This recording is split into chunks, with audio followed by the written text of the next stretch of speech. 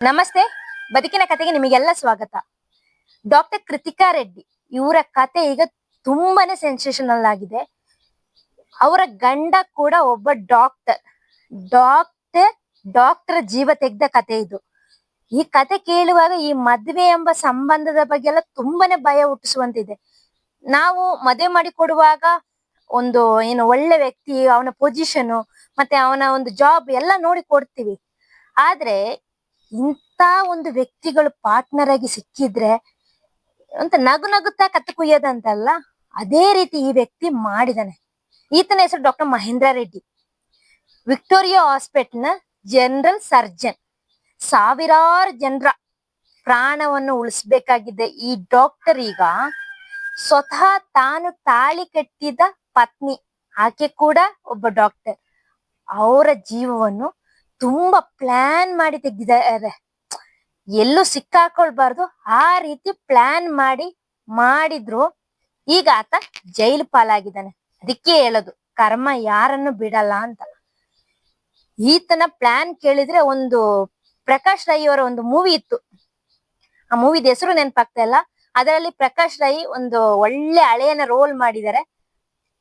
ತನ್ನ ಪತ್ನಿನ ಸಾಯಿಸಿ ಅವರ ಪತ್ನಿ ತಂಗಿನ ಮದುವೆ ಆಗೋಕ್ಕೋಸ್ಕರ ಪ್ಲಾನ್ ಮಾಡಿ ಪತ್ನಿನ ಸಾಯಿಸೋದು. ನಂತರ ಮನೇಲಿ ಎಷ್ಟು ಒಳ್ಳೆಯವನಂತ ಬಿಂಬಿಸ್ಕೊಳ್ತಾನೆ ಅಂದ್ರೆ ಅಷ್ಟು ಅಂತ ಒಂದು ರೋಲ್ ಅದು.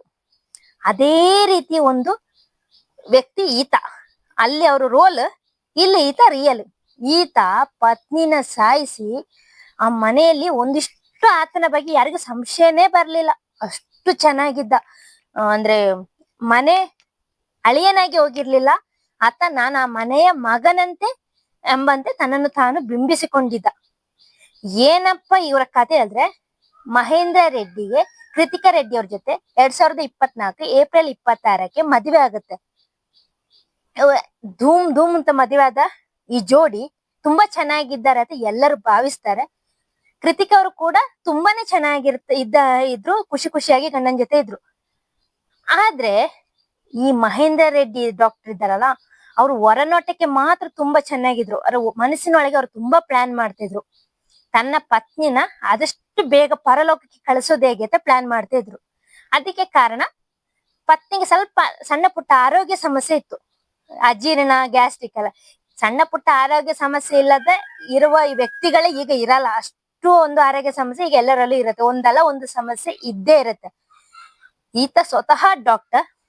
ಈತನಿಗೆ ಹೆಂಡತಿಯ ಸಣ್ಣ ಪುಟ್ಟ ಆರೋಗ್ಯ ಸಮಸ್ಯೆ ದೊಡ್ಡ ಸಮಸ್ಯೆ ಅಂತ ತೋರುತ್ತೆ. ಯಾರಿಗೆ ಗೊತ್ತಾಗದಂತೆ ಈಕೆಯನ್ನು ಮುಗಿಸಿ ಬಿಡ್ಬೇಕಂತ ಪ್ಲಾನ್ ಮಾಡಿ ಆ ಕೃತಿಕರಿಗೆ ಏನ್ ಮಾಡ್ತಾರೆ, IV ಮೂಲಕ ಅನಸ್ತೇಶಿಯಾ ಓವರ್ ಡೋಸ್ ಕೊಟ್ಬಿಡ್ತಾರೆ. ಅವ್ರಿಗೆ ಡಾಕ್ಟರ್ ಆಗಿದ್ರು ಸಮೇತ ಕೃತಿಕ ಅವ್ರಿಗೆ ಗೊತ್ತಾಗಲ್ಲ ಅಂದ್ರೆ ಬಹುಶಃ ಹೆಂಡತಿಯನ್ನು ಕೂಡ ಈತ ಅಷ್ಟೇ ಒಂದು ನಾಟಕ ಮಾಡಿ ಒಂದಿಷ್ಟು ಡೌಟ್ ಮಾಡದಂತೆ ನಂಬಿಸಿರ್ಬೋದು. ಗಂಡ ತುಂಬಾ ತನ್ನ ಕೇರ್ ಮಾಡ್ತಿದ್ದಾನೆ ಅಂದಾಗ ತಾನು ಡಾಕ್ಟರ್ ಆದ್ರೆ ಅವ್ನು ಯಾವ ಔಷಧಿ ಕೊಡ್ತಿದ್ದಾನೆ ಅಂತ ನೋಡಕ್ ಹೋಗಲ್ಲ. ಯಾಕಂದ್ರೆ ಅವನ ಮೇಲೆ ಒಂದು ಕುರುಡು ನಂಬಿಕೆ ಆಕಿಗೆ. ನೋಡಿದ್ರೆ 2 ದಿನ ಕೊಟ್ಟ ಇಂಜೆಕ್ಷನ್ ಪವರ್ ಇಂದಾಗಿ ಆಕೆಯ ಜೀವನೇ ಈಗ ಹೋಗಿದೆ. ಇವರು ಕೃತಿಕರವರು ಸಾವನ್ನಪ್ಪಿದ್ದಾಗ ಯಾರಿಗೂ ಡೌಟ್ ಬರ್ಲಿಲ್ಲ, ಅವ್ರು ಹುಷಾರಿಲ್ಲದೆ ಸತ್ತಿರುತ್ತ ಮನೆಯವರು ಕೂಡ ನಂಬ್ತಾರೆ. ಕೃತಿಕರವರ ಜೀವ ಹೋಗಿರೋದು ಕೂಡ ಸ್ವತಃ ಅವರ ಮನೆಯಲ್ಲೇ. ಹಾಗಾಗಿ ಅಲ್ಲಿ ಗಂಡನ ಮನೇಲಿ ಏನಾದ್ರೂ ಆಗಿದ್ರು ಏನಾದ್ರು ಡೌಟ್ ಬರ್ತಾ ಇತ್ತು. ಅವರ ಮನೇಲಿ ನೋಡುವಾಗ ಮಗಳಿಗೆ ಹುಷಾರಿಲ್ಲ, ಮಲಗಿದ್ರು, ಅಳಿಯ ಇಂಜೆಕ್ಷನ್ ಕೊಡ್ತಿರೋದು ಎಲ್ಲ ಅವ್ರಿಗೆ ಗೊತ್ತಿದೆ. ಆಗ ಕಾರಣ ಹಾಗೆ ಹೋಗಿರ್ಬೋದು ಜೀವ ಅಂತ ಭಾವಿಸಿದ್ರು. ಆದ್ರೆ ಈ ಕೇಸ್ ಒಂದು ಬೆಳಕಿಗೆ ಬರಕ್ಕೆ ಕಾರಣ ಪೊಲೀಸರು. ಅವರಿಗೆ ಅದಕ್ಕೊಂದು ದೊಡ್ಡ ಥ್ಯಾಂಕ್ಸ್ ಹೇಳ್ಬೇಕು. ಪೊಲೀಸರು ಸರಿಯಾದ ರೀತಿಯಲ್ಲಿ ಒಂದು ಕಾರ್ಯನಿರ್ವಹಿಸಿದ್ರೆ ಎಂತ ಒಂದು ಕೇಸ್ ಆದ್ರೂ ಹೊರ ಬರುತ್ತೆ, ಸತ್ಯ ಹೊರ ಬರುತ್ತೆ ಎಂಬುದಕ್ಕೆ ಇದೊಂದು ಬೆಸ್ಟ್ ಎಕ್ಸಾಂಪಲ್ ನೋಡಿ. ಪೊಲೀಸರು ಹೇಳ್ತಾರೆ UDR ಹತ್ರ ಕೇಸ್ ದಾಖಲ್ ಮಾಡಿತ್ತ. ಮನೆಯವ್ರು ಹಿಂದೇಟ್ ಹಾಕ್ತಾರೆ, ಬೇಡ ನಮ್ಮ ಮಗಳು ಹುಷಾರಿಲ್ಲದೆ ತೀರೋಗಿದ್ದಾಳೆ ಅಂತ. ಪೊಲೀಸರು ಇರ್ಲಿ ತಲೆ ಹಾಕ್ಸಿ ಪೋಸ್ಟ್ ಮಾರ್ಟಮ್ಗೆ ಬಾಡಿನ ಕಳಿಸ್ತಾರೆ. ಪೋಸ್ಟ್ ಮಾರ್ಟಮ್ ಮಾಡಿ FSL ವರದಿ, ಕಲ್ಚರಲ್ ಟೆಸ್ಟ್ ಅಂತ ಮಾಡ್ತಾರೆ. ಆ ವರದಿ ಬಂದಾಗ ಮಾತ್ರ ಮನೆಯವರಿಗೆಲ್ಲ ಶಾಕ್. ಆವಾಗನೇ ಅವ್ರಿಗೆ ಗೊತ್ತಾಗಿದ್ದು ಅನಸ್ತೇಶಿಯಾ ಓವರ್ ಡೋಸ್ ನಿಂದಾಗಿ ಇವರು ಸಾವನ್ನಪ್ಪಿದ್ದಾರೆ ಅಂತ. ಈಗ ಆ ಮಹೇಂದ್ರ ರೆಡ್ಡಿಯನ್ನು ಅರೆಸ್ಟ್ ಮಾಡಲಾಗಿದೆ. ಈ ಕಡೆ ಮನೆಯವರು ತುಂಬಾ ಆಘಾತಕ್ಕೊಳಗಾಗಿದ್ದಾರೆ. ಒಂದು ಒಳ್ಳೆ ಮುಖವಾಡ ಹೊತ್ಕೊಂಡು ನಿಂತಿದ್ದ ಆ ವ್ಯಕ್ತಿಯ ಮುಖವಾಡ ಕಳಚಿ ಬಿದ್ದಿದೆ. ಅವ್ರ ಮನೆಯವ್ರ ಮಾತು ಕೆಳಗ, ಕೃತಿಕಾ ರೆಡ್ಡಿ ಅವರ ಮನೆಯವ್ರ ಮಾತು ಕೆಳಗ ಅಯ್ಯೋ ಪಾಪ ಅನಿಸುತ್ತೆ. ನಾವು ಸುಮಾರು ಕೋಟ್ಯಾಂತರ ಬೆಲೆ ಬಾಳುವ ಆಸ್ತಿಯನ್ನು ಕೂಡ ಅವ್ರೀಗ ತಾವು ಕೃತಿಕಾ ರೆಡ್ಡಿ ಅವರು ಸಾವನ್ನಪ್ಪಿದಾಗ ಇದ್ದ ಮನೆಯನ್ನು ಕೂಡ ಈಗ ಇಸ್ಕಾನಿಗೆ ಬರೆದು ಕೊಟ್ಟಿದ್ದಾರೆ.